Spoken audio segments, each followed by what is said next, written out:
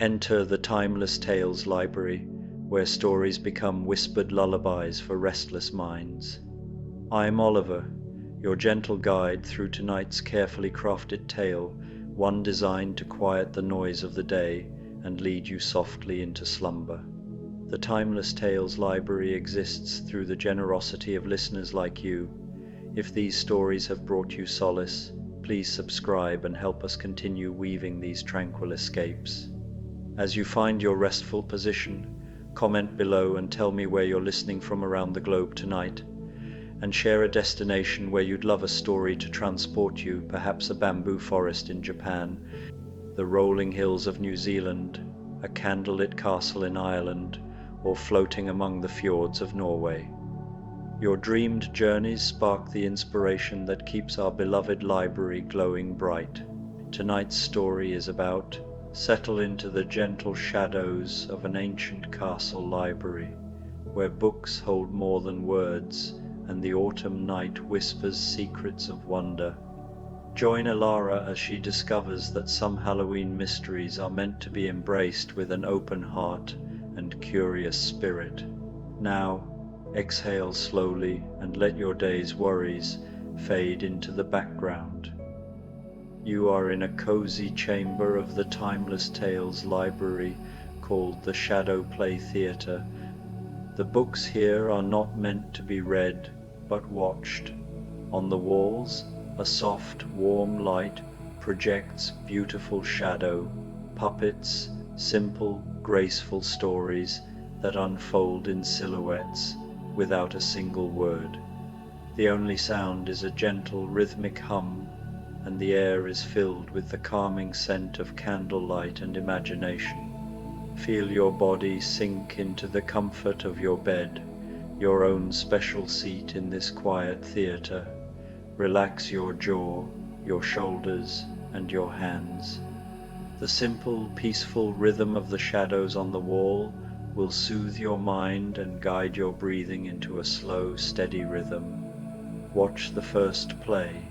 Let the stories of the Shadow Play Theatre lead you into a deep and peaceful sleep.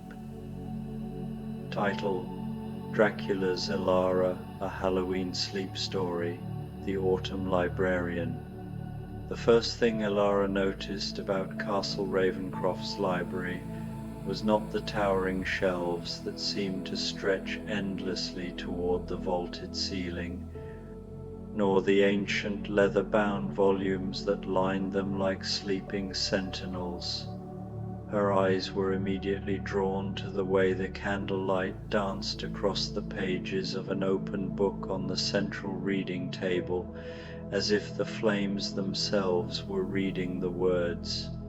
This initial observation wasn't just a fleeting detail. It was a profound introduction to the unique essence of the castle.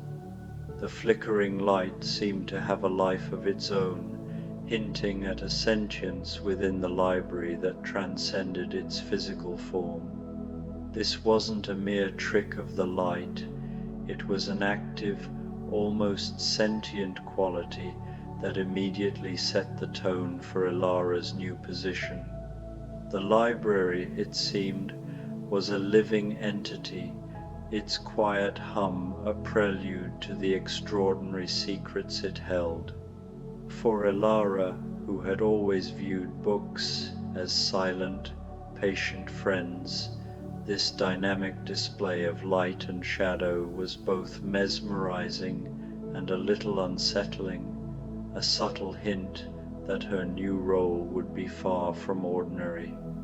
It was a silent invitation to a world where the boundary between the mundane and the magical was paper thin, a world she had only ever dreamed of inhabiting.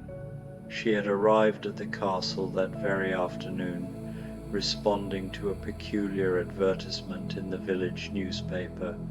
Librarians sought for private collection, must appreciate the beauty of old books and quiet nights.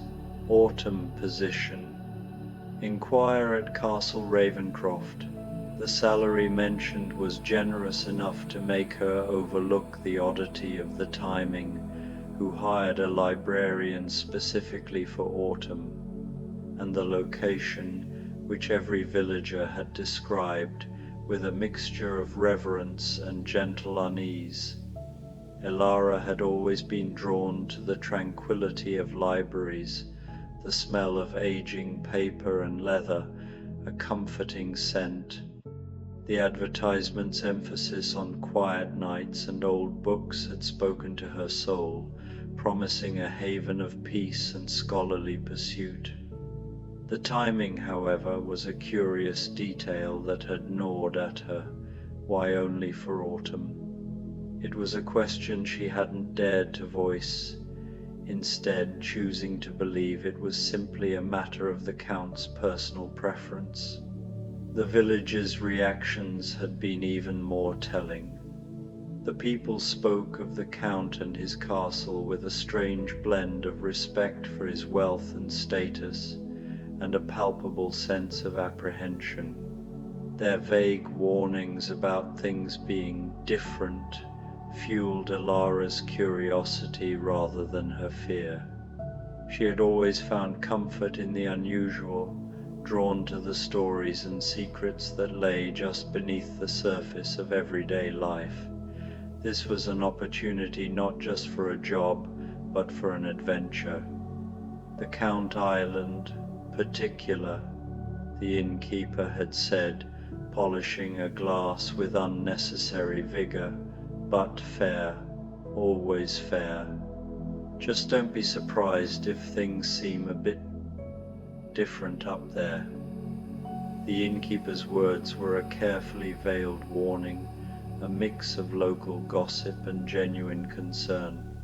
His nervous energy, the way he scrubbed the glass as if to erase his own words, spoke volumes. Elara had understood his message implicitly. Castle Ravencroft was not like other places. The fair part of his description was a reassurance that the Count was not malicious, merely eccentric, but the different part left a wide and tantalizing space for her imagination to fill. Was it a matter of ghosts, of odd schedules, or was it something far more otherworldly? The village, nestled at the foot of the hill leading to the castle, seemed to exist in a perpetual state of watchful quiet, its inhabitants bound by a shared knowledge they were reluctant to articulate. Elara, however, was not one to be easily deterred. She had a deep-seated belief that the most interesting stories were often the ones people were afraid to tell. This job wasn't just about managing a collection of books, it was about uncovering the story of the castle itself. Now, as Elara stood in the doorway of the most magnificent library she had ever seen, she began to understand what he meant. The room felt alive in a way that had nothing to do with the occasional flutter of curtains or the soft whisper of pages turning somewhere in the shadows. This wasn't the dusty, stagnant air of a forgotten collection. It was a tangible presence, a thrumming energy that made the very air feel thick with narrative. It was as if the stories within the books had seeped out and were now part of the atmosphere itself, waiting to be discovered. The library was a repository of knowledge, yes, but it was also a place of potent, almost magical energy. The scent of old paper and leather was overlaid with something else, the faint, clean smell of a storm, and the sweet, earthy aroma of autumn leaves. It was a place of sensory overload, but in the most beautiful way imaginable. Every glance revealed a new detail, a misplaced volume, a flickering light, the way the air seemed to shimmer around certain shelves. The room wasn't just a container for stories, it was the stories themselves, breathing and existing in a space all their own. "You must be Miss Elara." The voice was soft, cultured, with the faintest accent she couldn't place. It cut through the gentle hum of the library, yet somehow felt a part of it.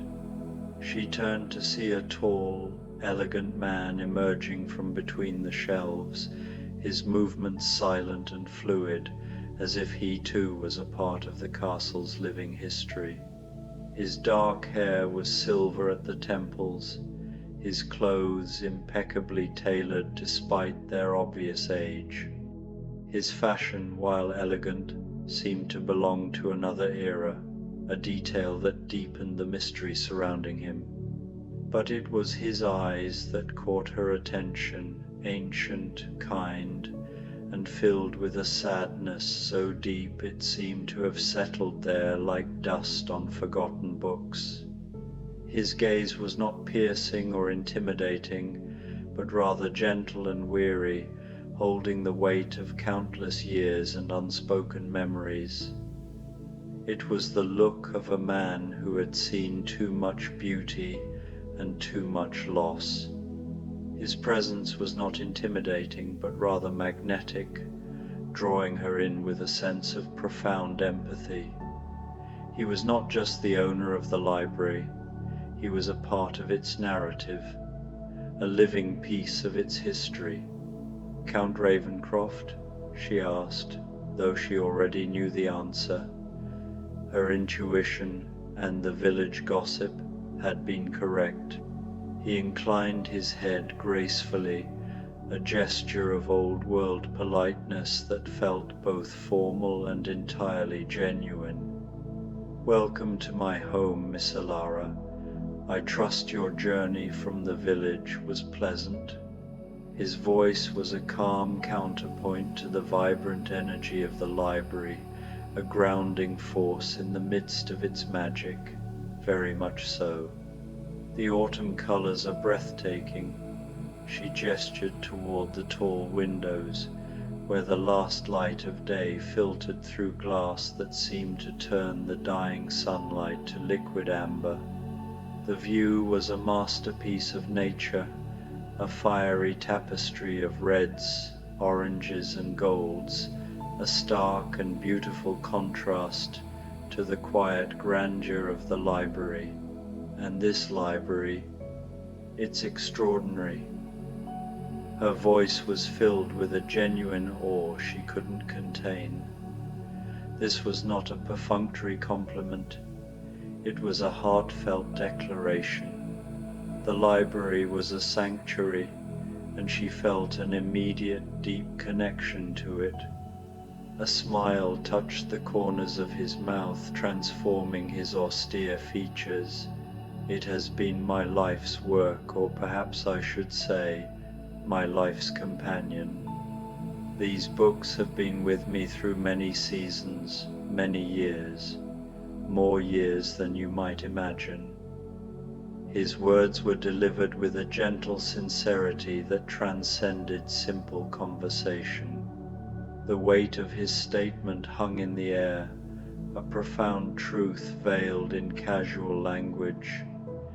He wasn't just talking about a long life, he was hinting at an existence that defied the normal passage of time.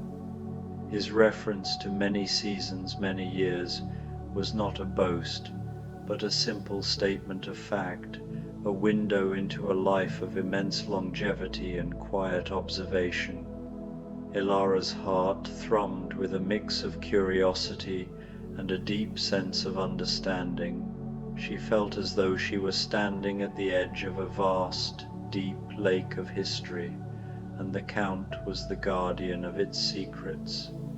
His sadness was not a sign of despair, but rather the quiet melancholy of a man who has outlived all that he has loved. "I've brought you something," the Count continued, lifting a delicate china cup from a nearby table. The cup was filled with tea that steamed gently, carrying with it the scents of cinnamon, cardamom, and something else. something that reminded her of autumn leaves and moonlight. The aroma was rich and complex, a sensory tapestry that perfectly captured the feeling of the season. A blend of my own creation, it helps with the adjustment to evening hours. The tea wasn't just a gesture of hospitality, it was an act of preparation. The choice of spices, cinnamon and cardamom were warm and comforting, but the mysterious third scent hinted at something more. It was the smell of magic, of ancient woods and forgotten lore. The cup itself felt perfect in her hands, a comforting weight that seemed to have been waiting for her all along. The whole scene was a testament to the Count's thoughtful, deliberate nature, a man who saw and understood things that others missed. Evening hours? Elara accepted the cup, noting how perfectly warm it was, as if it had been waiting for her. The question was a simple one, but it opened the door to the heart of the library's secret. The library keeps unusual hours, he explained, settling into a chair beside the reading table with the ease of someone who had occupied that same spot for centuries. The books, you see, are most active at night. During the day, they rest, content to be ordinary volumes of paper and ink, but as the sun sets, he gestured around them, and Elara gasped softly. The library was transforming. This wasn't a subtle change, it was a magnificent and breathtaking spectacle, where moments before it had been impressive but static, now it hummed with a gentle, resonant energy. Books on the shelves pulsed with soft light, their titles shifting and changing like living things, revealing secrets to those who knew how to look. A volume on astronomy opened itself, its pages fluttering as constellations rose from the paper to dance in the air above it, a silent ballet of starlight. Somewhere in the poetry section, she could hear the faint sound of verses being whispered by invisible lips, the echoes of 1,000 long-lost voices. Halloween approaches, the Count said, as if this explained everything. It was the key to the mystery, the reason for the autumn position, the source of the village's unease. The boundary between what is and what might be grows thin. Here, in this place where so many stories have been read and loved and dreamed over, that boundary becomes permeable. The words were simple, yet they contained a profound truth. The library was a nexus, a place where the collective belief in stories had worn a hole in the fabric of reality.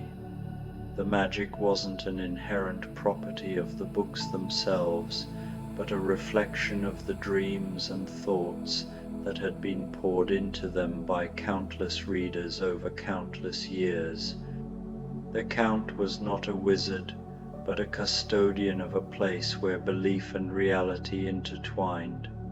The library was a living, breathing testament to the power of human imagination.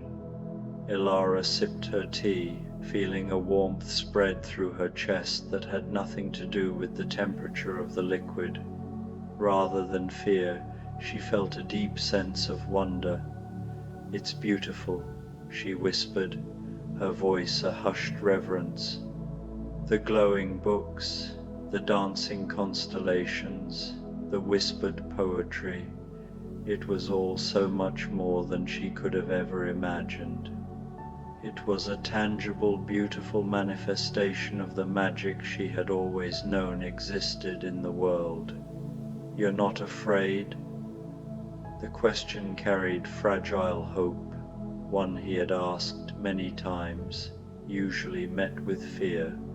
She paused, watching a children's book open by the window, a paper dragon yawning before settling back into its page. The creature was small, harmless, pure wonder. "Should I be?" she asked, curious, not defiant. Fear felt absurd in the presence of such beauty. Most people are. They see danger in the unusual. His voice held the faintest trace of hope. But you see wonder. My grandmother always said the world was full of magic for those who knew how to look. I suppose I've been looking all my life. Her words carried the truth. She had grown up with stories hidden in leaves, starlight, the ordinary made extraordinary. The Count studied her in the candlelight. She sounds wise. She was. She said libraries were the most magical places, holding every dream ever dreamed. Elara set down her teacup, touching a midnight blue book that pulsed faintly with light. She would have loved this place. His final question was quiet, reverent. What was her name? Helena Morrison. She was a librarian too, in the city, before she retired to our little village. Elara traced the spine of the blue book with one finger, feeling a pleasant tingling sensation. She died last winter. It's part of why I wanted this position. I needed to be somewhere that felt like her, like the magic she always saw in books. Helena Morrison, the Count repeated slowly, and something in his voice made Elara turn. He was staring at her with an expression of amazement. She was small, with silver hair that caught the light, and eyes the same shade of green as yours. Elara felt her heart skip. Yes. How could you possibly know that? The Count rose from his chair, moving to a different section of the library. She came here once, many years ago. She was researching local folklore for a paper she was writing. Spent 3 nights in this very library, reading by candlelight and asking the most delightful questions. He pulled a book from the shelf, a journal bound in worn leather. I kept her notes. She had a theory about the connection between stories and magic, about how belief could make the impossible real. He handed her the journal, and Elara opened it to see her grandmother's familiar handwriting. The villagers speak of Castle Ravenscroft with a mixture of fear and affection, as if describing a beloved but unpredictable relative. They tell stories of books that read themselves, of a library that comes alive on autumn nights, of a Count who has lived longer than memory. But beneath their words, I sense not darkness, but loneliness. Magic, I suspect, can be a beautiful but isolating gift. Tears pricked at Elara's eyes. She never told me she'd been here. She promised to return, the Count said gently. We had such wonderful conversations about the nature of stories, about the way they shape reality even as reality shapes them. I waited for her every autumn, but she got older, and the journey became too difficult. Elara finished. She spent her last years mostly in the village, helping at the local library, reading to children. She sounds as though she lived a full and beautiful life. She did. Elara closed the journal carefully. But I think she would have loved to see this place one more time, especially during Halloween season. The Count was quiet for several moments. his ancient eyes thoughtful. "Perhaps," he said finally, "she is seeing it, in a way." Before Elara could ask what he meant, a book fell open on the reading table with a soft thud. Both of them turned to look, and Elara gasped. The book was displaying a photograph that seemed to move and shift like a living memory. Her grandmother as a young woman, sitting in this very library, laughing at something unseen. "The books remember everyone who has loved them," the Count explained softly.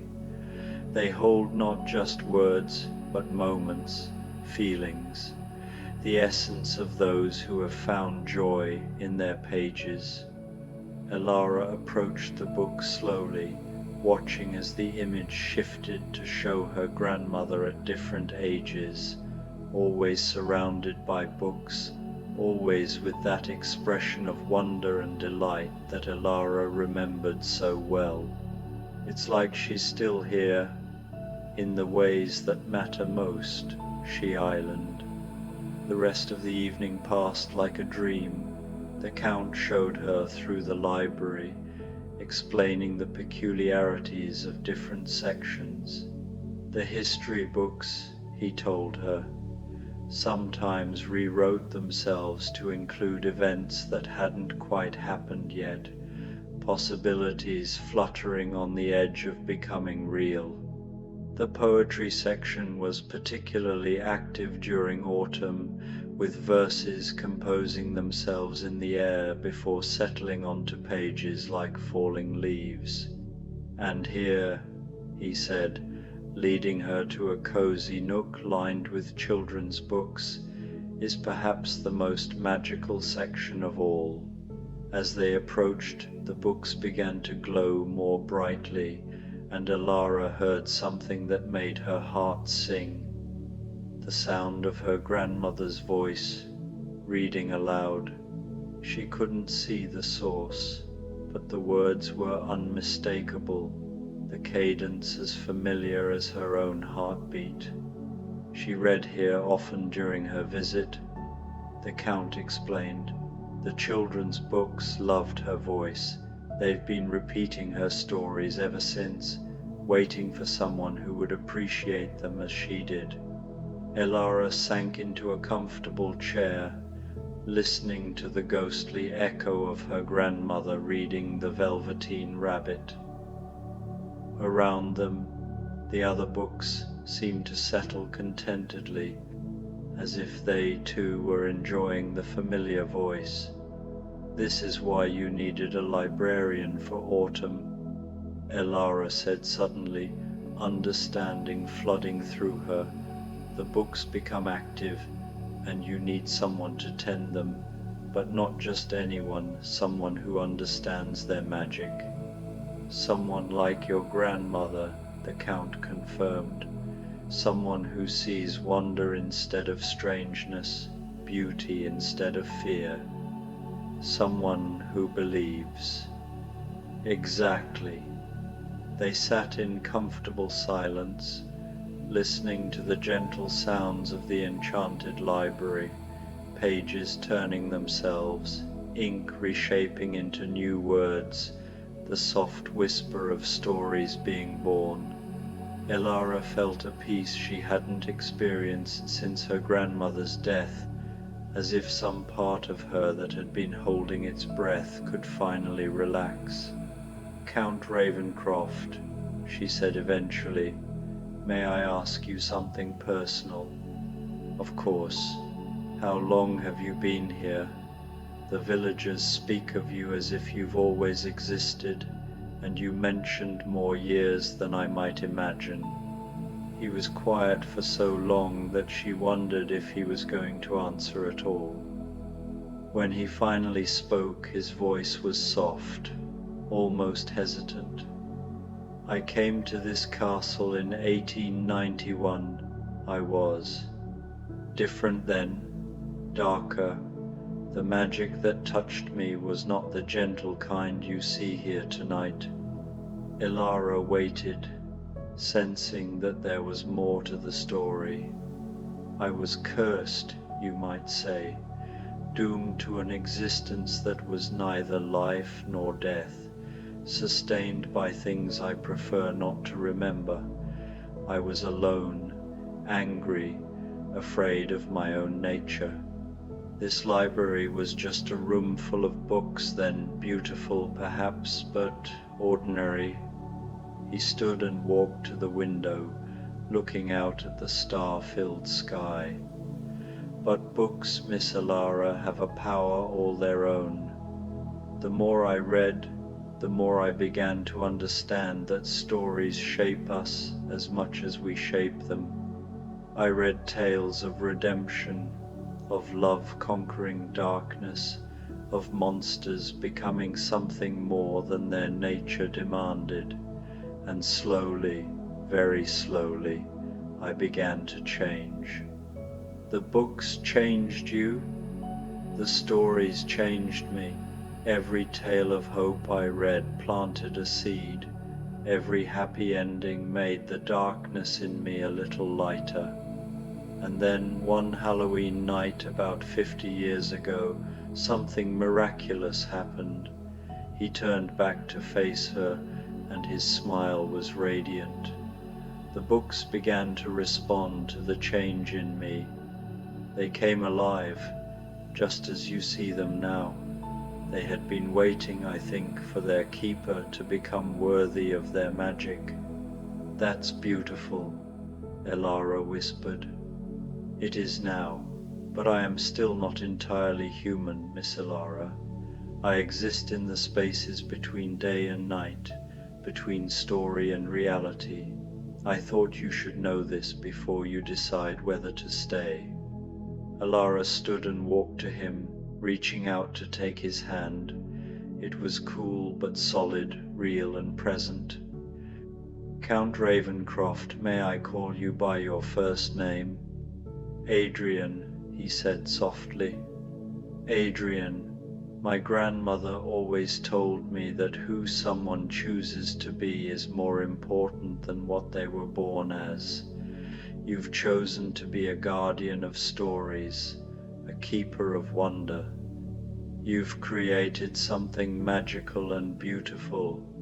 That's who you are." His eyes filled with something that might have been tears, if creatures like him could cry. "Your grandmother raised you well." "She did." Elara squeezed his hand gently. "And I would be honored to help you care for this library." The rest of that first night passed in a blur of wonder. Adrian showed her the cataloging system books, organized not just by subject or author, but by the emotions they evoked, the dreams they inspired. He explained how to feed the more energetic volumes. Poetry books, he told her with a smile, subsisted entirely on applause, while adventure novels preferred the occasional gasp of excitement. As dawn approached, the books began to settle back into ordinary silence, their magic ebbing with the growing light. But even in their dormant state, Elara could feel their potential humming just beneath the surface, waiting for another night to bloom into wonder. "You should rest," Adrian said as the first rays of sunlight crept through the windows. "The cottage at the edge of the grounds has been prepared for you. Tonight, if you're willing, your real work begins." Elara made her way to the cottage as the castle settled into its daytime quietude. The cottage was small but perfect, with a bedroom that looked out over the autumn gardens, and a sitting room lined with books, ordinary books that stayed obediently on their shelves, though she fancied she could see them waiting patiently for evening. She slept deeply and dreamlessly, and when she woke, the sun was setting. painting the sky in shades of orange and purple that seemed to call to something deep in her soul. Halloween was only days away, and she could feel the anticipation in the air like electricity before a storm. The library welcomed her back with what could only be described as joy. Books glowed brighter as she passed, and she could have sworn she heard them sighing with contentment. Adrian was there waiting for her, looking more solid and present than he had in the daylight hours. "Ready for your first real evening as librarian?" he asked. "More than ready." And so began the most magical weeks of Elara's life. Each night she tended the library with Adrian, learning the subtle art of caring for enchanted books. She discovered that the mystery novels occasionally solved themselves if left alone too long, requiring her to gently reset their plots. The cookbooks needed to be prevented from actually producing the foods they described, lest the library become overrun with phantom feasts. And the romance novels had an unfortunate tendency to generate swooning spells in anyone who read them too closely. But it was the children's section that she loved most. There, surrounded by books that remembered her grandmother's voice, she found a peace that had been missing from her life since Helena's death. She began reading aloud herself, and the books responded with evident delight, their pages glowing more brightly with each story she shared. "They love you," Adrian observed one evening, watching as a picture book opened itself hopefully on her lap. "I love them too," Elara replied, beginning to read about a little mouse who dreamed of flying. Around them, other books rustled their pages in approval. As Halloween drew closer, the magic in the library intensified. Books began writing themselves, creating new stories that reflected the dreams and hopes of everyone who had ever read within these walls. Elara found poems dedicated to her grandmother appearing on previously blank pages, stories that seemed to know her deepest wishes and fears. "It's the season," Adrian explained when she showed him a particularly poignant tale about a young woman who found family among the books she tended. "Halloween is when the boundary between the real and the imagined becomes thinnest. The books are responding to your presence, to your love for them and for this place. They're trying to give you the stories you need." "The stories I need?" "We all have stories we need to hear, Elara. Stories that heal old wounds, that show us we're not alone, that help us understand our place in the world." He gestured around the library. "This place exists to provide those stories to whoever needs them most." On Halloween night itself, the transformation was complete. The library pulsed with such vibrant magic that it seemed almost alive, a great heart beating with the rhythm of countless stories.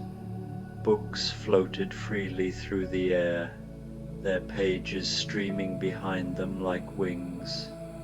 Words rose from their bindings to dance through the air in spirals of silver and gold. And there, in the children's section, Elara saw her grandmother, not solid, not entirely real, but present nonetheless, a shimmer of warmth and love sitting in the reading chair, surrounded by glowing books that leaned toward her like flowers following the Sunday. "Grandmother?" Elara whispered. Helena looked up and smiled, that same expression of wonder and delight that had defined her life. When she spoke, Her voice seemed to come from everywhere and nowhere, woven into the very air of the library. My dearest girl, I knew you would find your way here eventually. How are you? I mean, are you really? I'm exactly as real as any story that lives in a reader's heart, Helena said gently, and this library, dear one, is a place where such stories can take shape. Elara moved closer, noting how the books around her grandmother glowed with particular warmth. I've missed you so much, and I have been with you all along, in every story you've read, every library you've entered, every moment you've chosen wonder over fear. Helena's eyes sparkled with familiar mischief, though I must say, you've found yourself quite an extraordinary position. Adrian has done well with this place. The Count himself appeared then, approaching with evident respect and affection. Helena, you look exactly as I remember. Flatterer, she said with a laugh that made the books around her flutter their pages in delight. Though I must say, you've changed considerably, for the better I might add.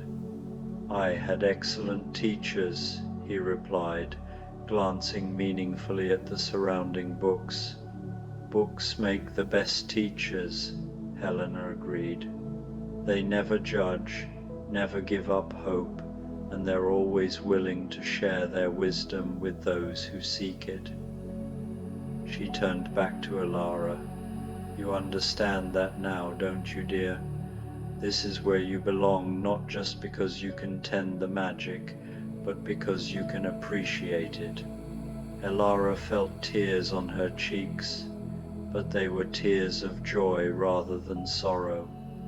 Will I see you again? Every time you open a book with love in your heart, every time you share a story with someone who needs to hear it, every time you choose to believe in magic rather than dismiss it. Helena began to fade, becoming more translucent, more story than substance.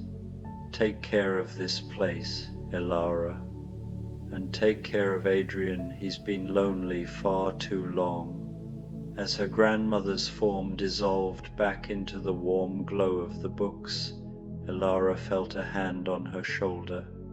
Adrian stood beside her, his own eyes bright with emotion. She's right, you know, he said softly. I have been lonely until now. Elara leaned against his shoulder, feeling the solid comfort of his presence. Around them, the library continued its Halloween celebration, but the frantic energy was settling into something deeper, more peaceful. The books were returning to their shelves, their magic banking like embers that would burn steadily through the long winter ahead. Will you stay? Adrian asked. Not just for the season, but permanently? This library needs a keeper who understands its heart, and I would be honored to share its wonders with you. Elara looked around the library that had become her home, at the books that had welcomed her like old friends, at the man who had shown her magic beyond her wildest dreams. I can't imagine being anywhere else. As the first light of November dawn began to creep through the windows, the Halloween magic settled into a gentler, more sustainable enchantment. The books returned to their shelves, but retained their glow, their awareness, their love for the woman who tended them with such care. And in the days that followed, as autumn deepened into winter, Elara discovered that the magic of Castle Ravencroft's library wasn't limited to one night of the year. It lived in every shared story, every moment of wonder, every connection between reader and tale. She found her place not just as a librarian, but as a guardian of dreams, a keeper of the thin places where stories and reality touched. And beside her, Adrian continued his own transformation, becoming more human with each passing day, anchored to life by love and stories, and the quiet magic of finding someone who saw wonder in the same places he did. The villagers, who had always spoken of Castle Ravencroft with a mixture of awe and unease, began to tell different stories. They spoke of the kind librarian who had brought warmth to the old castle, of the count who smiled more often now, of books that glowed softly in windows on winter nights like gentle beacons of hope. And sometimes, on particularly magical evenings, visitors to the library reported seeing a silver-haired woman sitting in the children's section, reading aloud in a voice full of love and wonder. The books, they said, always listened with perfect attention, and the stories she told had a way of following listeners home, living in their hearts long after the words had ended. For in the end, that's what the best stories do. They find their way into the spaces between heartbeats, into the quiet moments before sleep, into the part of the soul that still believes in magic. And in Castle Ravencroft's library, surrounded by books that loved their readers as much as they were loved in return, those stories lived on, creating their own gentle enchantment that would last far beyond any single Halloween night. As Elara settled into her new life, tending books by candlelight and sharing stories with Adrian through the long, peaceful evenings, she often remembered her grandmother's words. The world was full of magic for those who knew how to look for it. She had looked, and she had found not just magic, but home. And in the children's section, where the most beloved books lived, a whisper of Helena's laughter could still be heard on quiet nights, reminding anyone who listened that the best stories never truly end, they simply find new ways to begin again.